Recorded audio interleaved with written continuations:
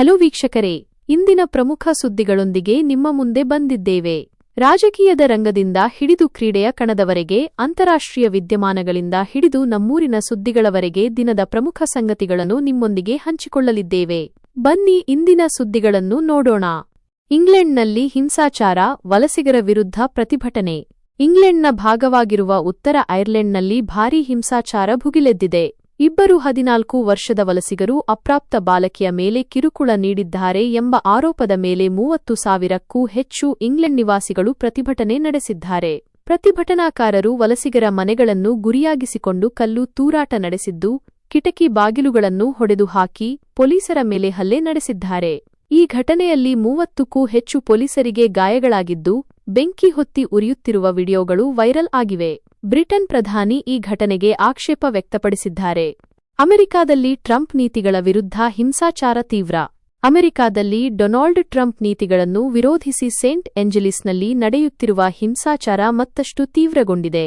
400ಕ್ಕೂ ಹೆಚ್ಚು ಜನರನ್ನು ಬಂಧಿಸಲಾಗಿದ್ದು, ಇಬ್ಬರ ಮೇಲೆ ಎಫ್ಐಆರ್ ದಾಖಲಿಸಲಾಗಿದೆ. ಈ ನಡುವೆ ಅಮೆರಿಕ ಸರ್ಕಾರ ಕರ್ಫ್ಯೂ ಘೋಷಿಸಿದೆ. ಮೋದಿ ಜೊತೆಗಿನ ಮಾತುಕತೆ ಬಿಚ್ಚಿಟ್ಟ ಮೊಹಮ್ಮದ್ ಯೂನಸ್. ಬಾಂಗ್ಲಾದೇಶದ ಮಧ್ಯಂತರ ಸರ್ಕಾರದ ಮುಖ್ಯಸ್ಥರಾಗಿದ್ದ ಮೊಹಮ್ಮದ್ ಯೂನಸ್ ಅವರು ಪ್ರಧಾನಿ ನರೇಂದ್ರ ಮೋದಿ ಅವರೊಂದಿಗೆ ನಡೆದ ಸಂಭಾಷಣೆಯ ವಿಷಯವನ್ನು ಪತ್ರಕರ್ತರೊಂದಿಗೆ ಹಂಚಿಕೊಂಡಿದ್ದಾರೆ. ಕಳೆದ ಏಪ್ರಿಲ್ ತಿಂಗಳಲ್ಲಿ ಇಂಗ್ಲೆಂಡ್ನಲ್ಲಿ ನಡೆದಿದ್ದ ಬಿಮ್ಸ್ಟೆಕ್ ಶೃಂಗಸಭೆಯಲ್ಲಿ ಮೋದಿ ಶೇಖ್ ಹಸೀನಾ ವಿರುದ್ಧ ಕ್ರಮ ಕೈಗೊಳ್ಳಲು ಬಿಡುವುದಿಲ್ಲ ಎಂದು ಹೇಳಿದರು ಎಂದು ಯೂನಸ್ ತಿಳಿಸಿದ್ದಾರೆ.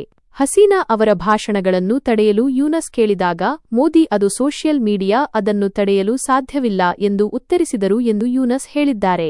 ಇದಲ್ಲದೆ ಭಾರತದೊಂದಿಗೆ ಉತ್ತಮ ಸಂಬಂಧ ಸಾಧಿಸಲು ಸಾಧ್ಯವಾಗುತ್ತಿಲ್ಲ ಮತ್ತು ಶೇಖ್ ಹಸೀನಾ ಅವರನ್ನು ಹಸ್ತಾಂತರಿಸಲು ಭಾರತಕ್ಕೆ ಪತ್ರ ಬರೆದಿದ್ದರು. ಭಾರತ ಸರ್ಕಾರ ಇದಕ್ಕೆ ಇನ್ನೂ ಉತ್ತರ ನೀಡಿಲ್ಲ ಎಂದು ಯೂನಸ್ ಹೇಳಿಕೊಂಡಿದ್ದಾರೆ. ಇದರ ಮಧ್ಯೆ ಬಾಂಗ್ಲಾದೇಶದ ಪದಚ್ಯುತ ಪ್ರಧಾನಿ ಶೇಖ್ ಹಸೀನಾ 2026ರ ಏಪ್ರಿಲ್ನಲ್ಲಿ ಚುನಾವಣೆ ನಡೆಸುತ್ತೇನೆ ಎಂದು ನಿಮ್ಮನ್ನೆಲ್ಲ ಫೂಲ್ ಮಾಡಿದ್ದಾರೆ ಎಂದು ಮೊಹಮ್ಮದ್ ಯೂನಸ್ ಹೇಳಿದ್ದಾರೆ. ಬಾಂಗ್ಲಾದೇಶದಲ್ಲಿ ರವೀಂದ್ರನಾಥ ಟಾಗೋರ್ ಪೂರ್ವಜರ ಮನೆ ಧ್ವಂಸ. ಬಾಂಗ್ಲಾದೇಶದಲ್ಲಿ ಮೂಲಭೂತವಾದಿಗಳ ಅಟ್ಟಹಾಸ ಹೆಚ್ಚಾಗಿದ್ದು, ರವೀಂದ್ರನಾಥ ಟಾಗೋರ್ ಅವರ ಪೂರ್ವಜರಿಗೆ ಸೇರಿದ ಒಂದು ಮನೆಯನ್ನು ಧ್ವಂಸಗೊಳಿಸಲಾಗಿದೆ. ಈ ಮನೆಯನ್ನು ಮ್ಯೂಸಿಯಂ ಆಗಿ ಪರಿವರ್ತಿಸಿ ಐತಿಹಾಸಿಕ ಸ್ಥಳವಾಗಿ ಗುರುತಿಸಲಾಗಿತ್ತು. ಅಲ್ಲಿನ ಮ್ಯೂಸಿಯಂ ವೀಕ್ಷಿಸಲು ಬಂದ ಗುಂಪೊಂದು ಪಾರ್ಕಿಂಗ್ ಚಾರ್ಜ್ ವಿಚಾರದಲ್ಲಿ ಅಧಿಕಾರಿಗಳೊಂದಿಗೆ ವಾಗ್ವಾದ ನಡೆಸಿದ್ದು, ಅಲ್ಲಿನ ಉಪಕರಣಗಳು ಮತ್ತು ಐತಿಹಾಸಿಕ ದಾಖಲೆಗಳನ್ನು ಒಡೆದು ಹಾಳು ಮಾಡಿದ್ದಾರೆ. ಮತ್ತೆ ಚಿಗುರಿದ ಟ್ರಂಪ್ ಮಸ್ಕ್ ಸಂಬಂಧ. ಎಲಾನ್ ಮಸ್ಕ್ ವಿರುದ್ಧ ಪೋಸ್ಟ್ ಹಾಕಿದ್ದಕ್ಕೆ ಕ್ಷಮೆ ಕೇಳಿದ ವಿಷಯಕ್ಕೆ ಪ್ರತಿಕ್ರಿಯಿಸಿದ ಡೊನಾಲ್ಡ್ ಟ್ರಂಪ್, ನಮ್ಮಿಬ್ಬರ ಜಗಳಕ್ಕೆ ಮಸ್ಕ್ ಕಾರಣ ಎಂದು ನಾನು ದೂಷಿಸುವುದಿಲ್ಲ ಎಂದಿದ್ದಾರೆ. ಸ್ನೇಹದಲ್ಲಿ ಇದೆಲ್ಲ ಸಹಜ. ಬೇಸರವಾಗಿದ್ದರೂ ಮಸ್ಕ್ ವಿರುದ್ಧ ಯಾವುದೇ ಕೋಪವಿಲ್ಲ ಎಂದು ಹೇಳಿದ್ದಾರೆ. ಮಸ್ಕ್ ಜೊತೆಗಿನ ಸಂಬಂಧವನ್ನು ಸರಿಪಡಿಸಿಕೊಳ್ಳುವುದಾಗಿ ಟ್ರಂಪ್ ತಿಳಿಸಿದ್ದಾರೆ. ಗುಜರಾತ್ನಲ್ಲಿ ಭೀಕರ ವಿಮಾನ ದುರಂತ, 204ಕ್ಕೂ ಹೆಚ್ಚು ಸಾವು. ಗುಜರಾತ್ನ ಅಹಮದಾಬಾದ್ನಿಂದ ಲಂಡನ್ಗೆ ಹೊರಟಿದ್ದ ಬೋಯಿಂಗ್ ವಿಮಾನ ಮಧ್ಯಾಹ್ನ 1:15ರ ಸುಮಾರಿಗೆ ಕೇವಲ 5 ನಿಮಿಷಗಳಲ್ಲಿ ಸಂಪರ್ಕ ಕಳೆದುಕೊಂಡು ಮೆಡಿಕಲ್ ಕಾಲೇಜಿನ ಹಾಸ್ಟೆಲ್ ಒಂದರ ಮೇಲೆ ಅಪ್ಪಳಿಸಿದೆ. ಈ ಭೀಕರ ದುರಂತದಲ್ಲಿ 204ಕ್ಕೂ ಹೆಚ್ಚು ಮಂದಿ ಸಾವನ್ನಪ್ಪಿದ್ದು, ಪೊಲೀಸರ ಪ್ರಕಾರ ಯಾರೂ ಬದುಕಿರುವ ಸಾಧ್ಯತೆ ಇಲ್ಲ. ಅದೃಷ್ಟವಶಾತ್ ದುರಂತಕ್ಕೆ ಈಡಾಗುವ ಮುನ್ನ 38 ವರ್ಷದ ಯುವಕನೊಬ್ಬ ಎಮರ್ಜೆನ್ಸಿ ಡೋರ್ನಿಂದ ಜಿಗಿದು ಜೀವ ಉಳಿಸಿಕೊಂಡಿದ್ದಾನೆ. ಈ ಘಟನೆಯಲ್ಲಿ ಗುಜರಾತ್ನ ಮಾಜಿ ಮುಖ್ಯಮಂತ್ರಿ ವಿಜಯ್ ರೂಪಾನಿ ಅವರು ಮೃತಪಟ್ಟಿದ್ದಾರೆ. ಹಾಸ್ಟೆಲ್ನಲ್ಲಿ ಊಟ ಮಾಡುತ್ತಿದ್ದ 3 ವಿದ್ಯಾರ್ಥಿಗಳು ಸಾವನ್ನಪ್ಪಿದ್ದು, ಹಲವರು ಗಾಯಗೊಂಡಿದ್ದಾರೆ. ಎನ್ಡಿಆರ್ಎಫ್, ಎಸ್ಟಿಆರ್, ಅಗ್ನಿಶಾಮಕ ಪಡೆಗಳು ಸೇರಿದಂತೆ ಸೇನಾ ಪಡೆಗಳು ಮತ್ತು ಸ್ಥಳೀಯರ ಸಹಕಾರದೊಂದಿಗೆ ರಕ್ಷಣಾ ಕಾರ್ಯಾಚರಣೆ ಮುಂದುವರಿದಿದೆ. ಸ್ಫೋಟದ ತೀವ್ರತೆಯಿಂದ ಮೃತದೇಹಗಳನ್ನು ಗುರುತಿಸಲು ಡಿಎನ್ಎ ಪರೀಕ್ಷೆ ಅಗತ್ಯವಿದೆ ಎಂದು ಪೊಲೀಸರು ಮಾಹಿತಿ ನೀಡಿದ್ದಾರೆ.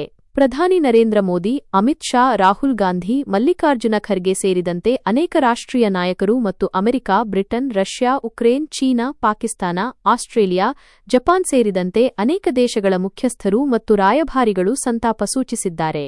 ಮೃತಪಟ್ಟ ಕುಟುಂಬಗಳಿಗೆ ಟಾಟಾ ಕಂಪನಿ ತಲಾ ₹1 ಕೋಟಿ ಪರಿಹಾರ ನೀಡುವುದಾಗಿ ಘೋಷಿಸಿದೆ. ಈ ವಿಮಾನದಲ್ಲಿ ಸುಮಾರು 230ಕ್ಕೂ ಹೆಚ್ಚು ಪ್ರಯಾಣಿಕರು ಮತ್ತು 12 ವಿಮಾನ ಸಿಬ್ಬಂದಿಗಳು ಇದ್ದರು. 230 ಪ್ರಯಾಣಿಕರಲ್ಲಿ 169 ಭಾರತೀಯರು, 53 ಬ್ರಿಟಿಷ್ ಪ್ರಜೆಗಳು, 7 ಪೋರ್ಚುಗಲ್ ದೇಶದವರು ಮತ್ತು 1 ಕೆನಡಾ ಮೂಲದವರಿದ್ದರು.